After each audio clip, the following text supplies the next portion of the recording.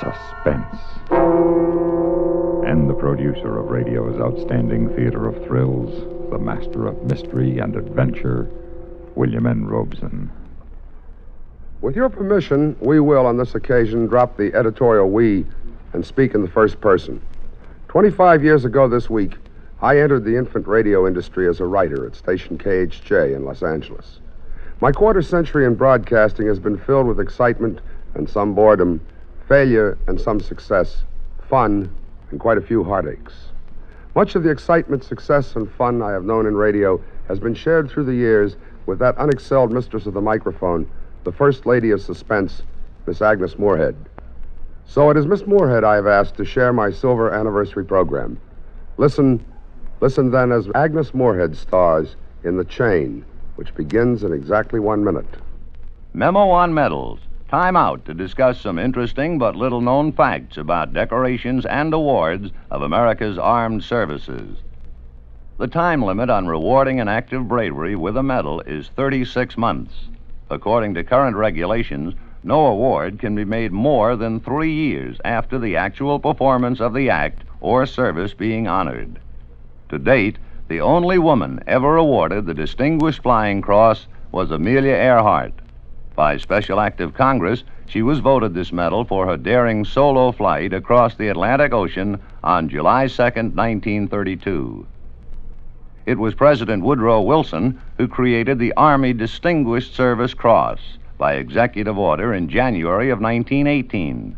This is our next highest award for valorous service after the Medal of Honor and corresponds to the British Military Cross or the Croix de Guerre of France, Belgium, and Italy. There is a story behind every American medal awarded to the military, a proud story of devotion to country, an unselfish service to keep it strong and free. And now, The Chain, starring Agnes Moorehead.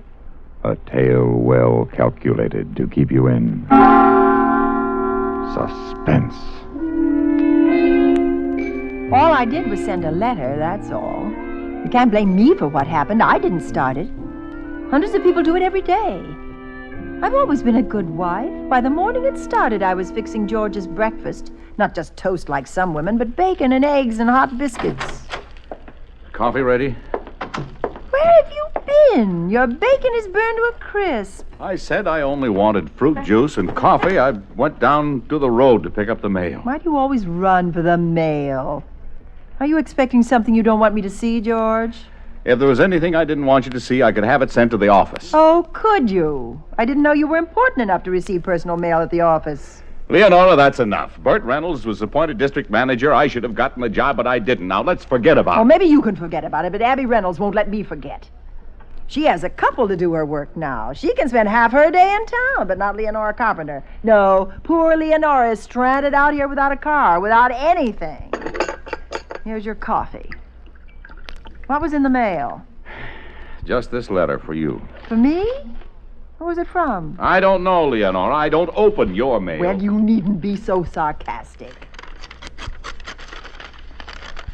Oh, dear. From my cousin Emily. One of those ridiculous chain letters.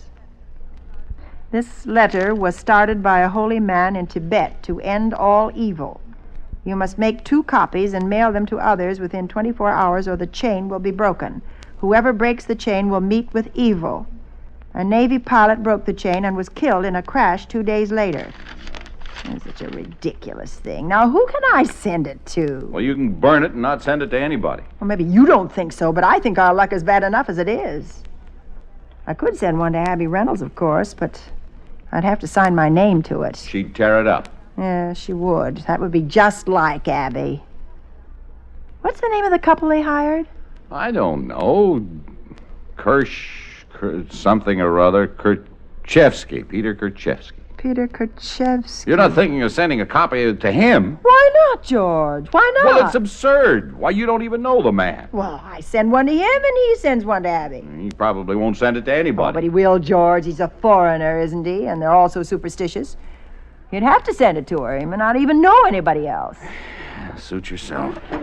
Need anything from town? No. Time for me to be getting down to the office, then. You never used to leave so early, George. You used to eat a big breakfast. I'm just not hungry. Well, maybe you'll be hungry by the time you get to town. Then you'll have time for a second breakfast at the drugstore. Maybe. You might even meet Miss Holden. She probably has her breakfast there. Leonora! She's very pretty, George. Not at all like your former secretary. Betty Holden is a very efficient girl. If she's pretty, I've never noticed Well, it. notice it, George. Notice it while you're having your second breakfast. I'll see you at dinner, Leonora. George didn't fool me a bit. He never did. After I cleaned up the kitchen, I sat down with a letter. I made a copy and addressed it to Mr. Peter Kerchevsky, care of Mrs. Abby Reynolds. Then I made a second copy. Whoever breaks the chain will meet with evil. And I sealed it in an envelope and addressed it to Miss Betty Holden.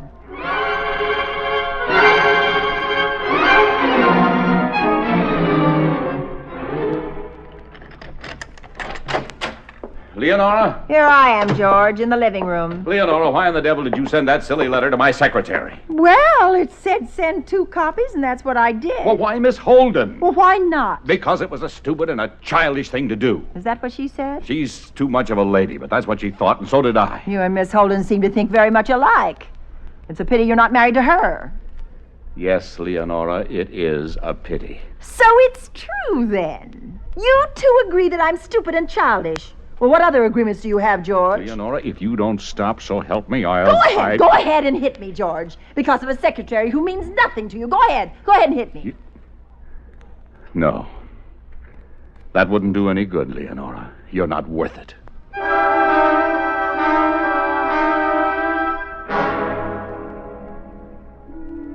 I knew they were talking about me. I could see it in their faces every time I went into town.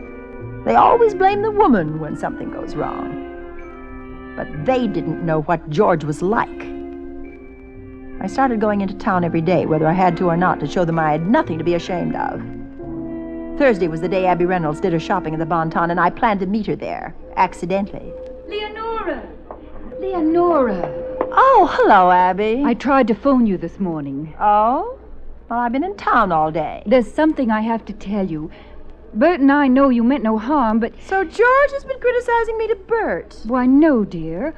I mean about the letter, the chain letter you sent to Peter Kerchevsky. Well, what harm could that do, Abby? None. That's what Bert tried to tell him, but he's a very strange man. And, well, you see, Leonora, his wife died yesterday. Oh, no. No, Abby. But what has that He got the letter a few days ago. He can't read English, so he usually brings what little mail he gets to Bert. But his wife got sick that morning, and he took her to the hospital. He didn't bring the letter to Bert until this morning, and without thinking, of course... Bert read it to him? He tried to reason with the poor man, but Mr. Kerchevsky didn't seem to hear. He just kept staring, and then he turned and walked out of the house. He blames me? He thinks it's my fault? Why did you ever send it to him, Leonora? Why did you pick him? Well, I meant no harm, Abby. I swear it. I meant no harm.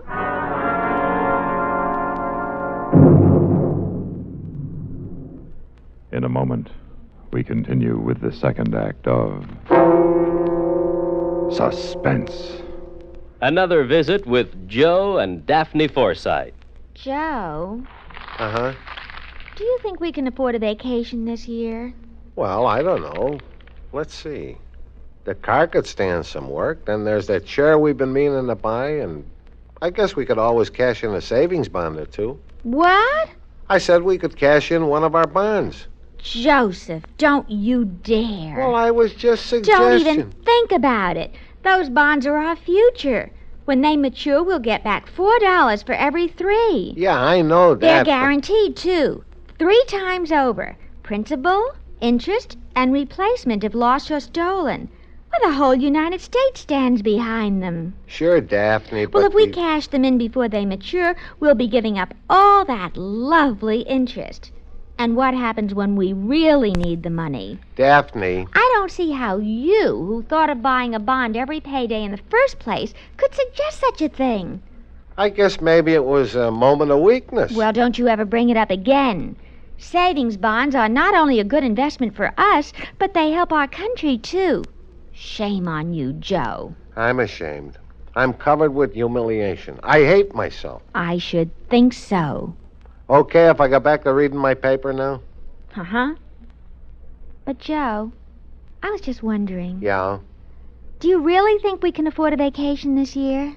And now, starring Miss Agnes Moorehead, Act 2 of The Chain. The Country Hill bus wasn't due for half an hour, so I decided to walk home. I crossed the wooden bridge over the river and turned off the main road up the hill. Really wasn't far, and a few minutes later I was home. Well, almost home. As I turned in at my gate, a man stepped out of the bushes. Hello, Mrs. Carpenter. Who are you? You don't know Peter Korchevsky, eh? You stay away from me. Stay away from me, do you hear? You don't know man you sent letter to, ah? You afraid, Mrs. Carpenter? Oh. Why you afraid? You kill my wife. You afraid I kill you? I swung my handbag across his dirty face. And as he staggered back, I dropped the bag and ran. Ran across the lawn and up the steps to the front door. But my key was in my purse. Then I remembered the spare key under the doormat. I got it and unlocked the door. As he pounded up the porch steps, I slammed the door in his face and locked it. Come out! Come out, Mrs. Carpenter! You go away! You go away, do you hear? You leave me alone! You can't get away from me! Nobody around to help you! You don't get away! I wait for you! I leaned against the door, trying to get my breath. I could feel Korchevsky on the other side of it like a big crazy ape. I raced through the house. The kitchen door was locked, and so were the storm windows on the lower floor. I ran upstairs to the bedroom. George's service revolver was in the bureau. I got it and opened the window. Come down, Mrs. Carpenter! You get off this property! You come down! Look, I've got a gun and I know how to use it, do you understand? You killed my wife, Mrs. Carpenter! I did not! I never even knew her! You sent me letter! Then she died! You go away! I warn you, I'll shoot! Go ahead! Shoot! Shoot! I didn't hit him. He started to back away across the clearing. I fired again, and again, and again! But I couldn't hit him. He backed into the trees at the edge of the property. You're going to pay for what you do, Mrs. Carpenter. I come back. I see you again. You're going to pay.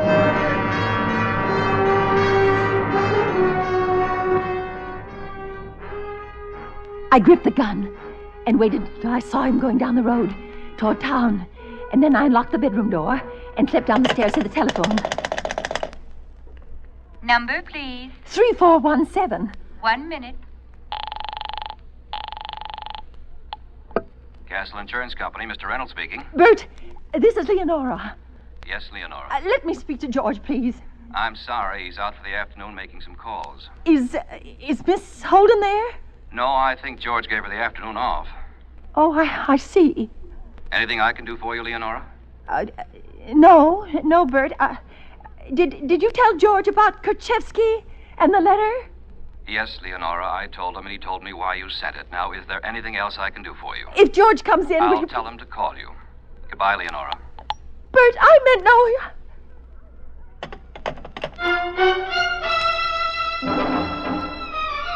George knew. He knew, and Betty Holden knew. She was with him in town, keeping him there. This is what they wanted. They wanted something to happen to me. Well, there was still the police. I can't arrest him for attempted murder. There isn't even enough evidence for simple assault. After all, it was you who fired a gun at him. Well, haven't I the right to protect myself in my own house? In the house, yes, ma'am, but you were behind locked doors firing at a man out in the open. If you'd killed him, you'd have been charged with murder.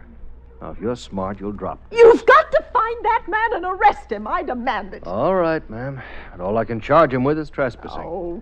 We can hold him until his fine is paid, and that's all. I don't care what you charge him with. Arrest him. Just arrest him. Arrest him.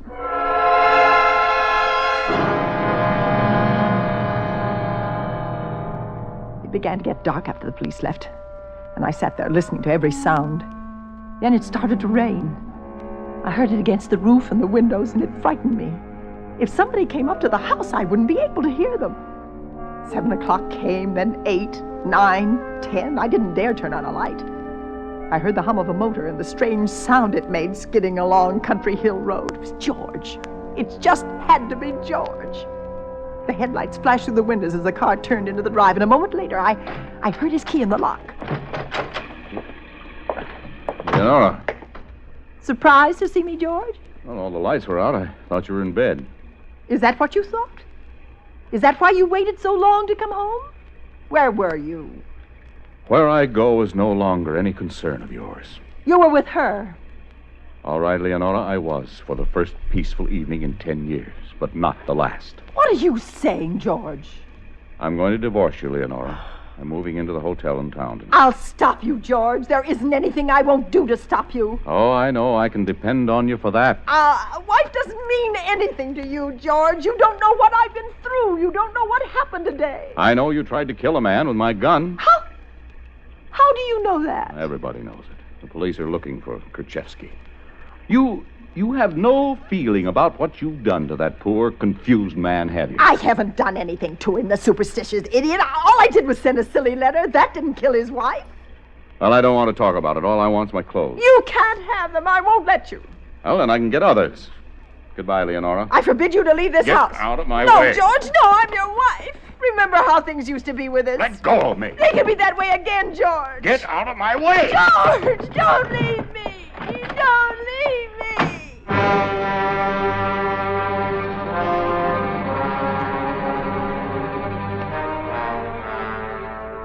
I tried to sleep, but I couldn't. The rain got heavier. It pounded on the windows like somebody tapping on the glass. Each time the lightning flashed, I could see the wet ribbon of the main highway down below and the river beginning to wash over the bridge. A shutter tore loose and started a bang, then... Hello? Hello, Mrs. Carpenter? Yes, who is it? Lieutenant Marsh, police headquarters. Have you found Kerchevsky? Yes, the boys brought him in a half hour ago. I did all I could. What do you mean? Well, trespassing is a minor charge, Mrs. Carpenter. Bail was set at $25, and Mr. Reynolds just came in and bailed him out. You mean he's free? You let him get away? Well, you've got to send somebody up here. You can't leave me alone if he's loose. I'm sorry, Mrs. Carpenter. There's a storm emergency. Besides, the bridge is washed out. And I'm tying up a line talking to you. Good night. Lieutenant! Oh. Operator. Operator, get me Mr. George Carpenter at the Clearview Hotel. Sorry, but the lines are open for emergency service. But I must speak to him. I just must. I'm sorry. We only have 3 circuits left open for emergency calls. But this is an emergency, I tell you. It's a matter of life and death. One moment. I have a clear line now. Please make your call brief. All right. Hello? George, it's Leonora. You've got to help me, please. They arrested Kerchevsky, but Bert Reynolds bailed him out. I know it. Bert told me. You know it?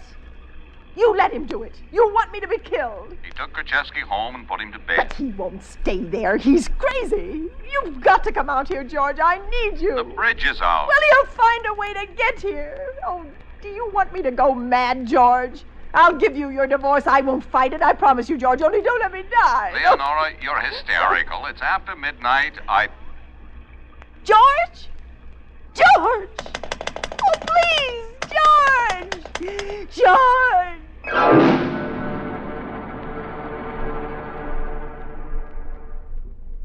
In just a moment, we continue with the third act of Suspense. We have, together, ample capacity and freedom to defend freedom. This is NATO, the North Atlantic Treaty Organization.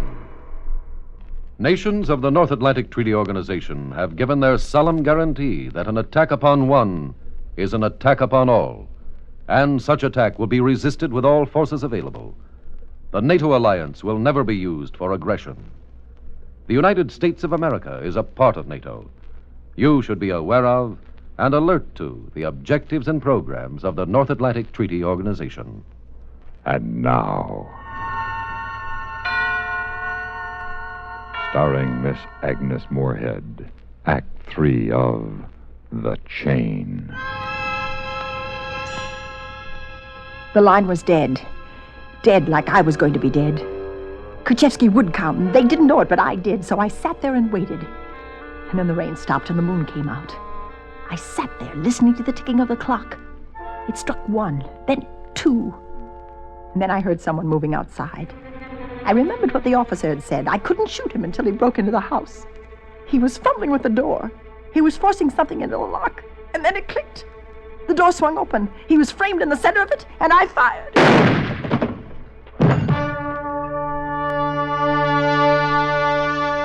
I knew he was dead, but I could feel him behind me, chasing me. I ran down the hill to the river. It had almost burst its banks, but there was a boat coming across. I could hear the sound of the oarlocks as it came closer. I was crying with relief. The boat scraped under the shadow of the willows, and I ran down to it. Hello! Oh, hello! Hello! Hello, Mrs. Carpenter. No! No! It was Kerchevsky. He came closer. His hands reached out for my throat. Hello, Mrs. Carpenter. No, you're dead.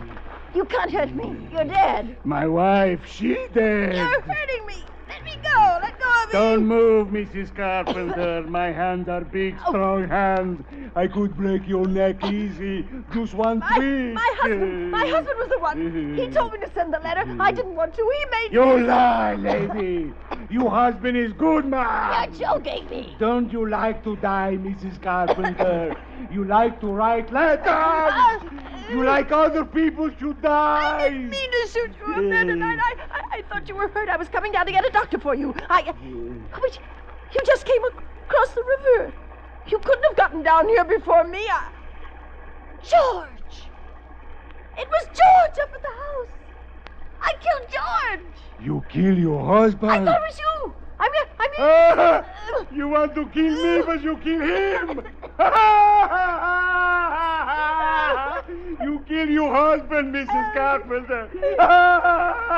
You kill him. Now they make you pay. It was an accident, I tell you. It was an accident. Let me go. Sure. Let me go. Sure, I let you go now, Mrs. Carpenter. Go on, lady. Run. Run.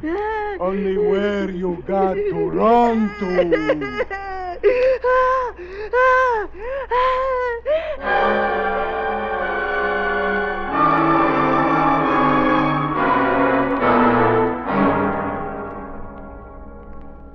Suspense, in which Miss Agnes Moorehead starred in William N. Robeson's production of The Chain by Joel Murcott.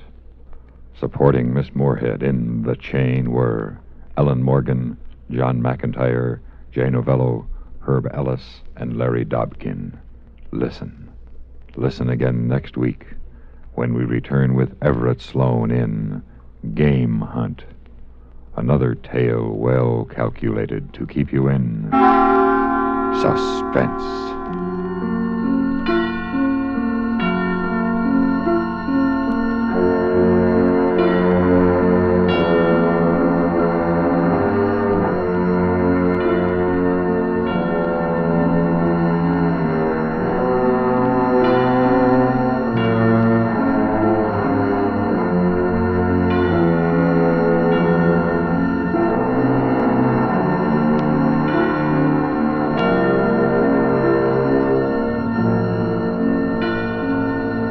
Suspense has been brought to you through the worldwide facilities of the United States Armed Forces Radio and Television Service.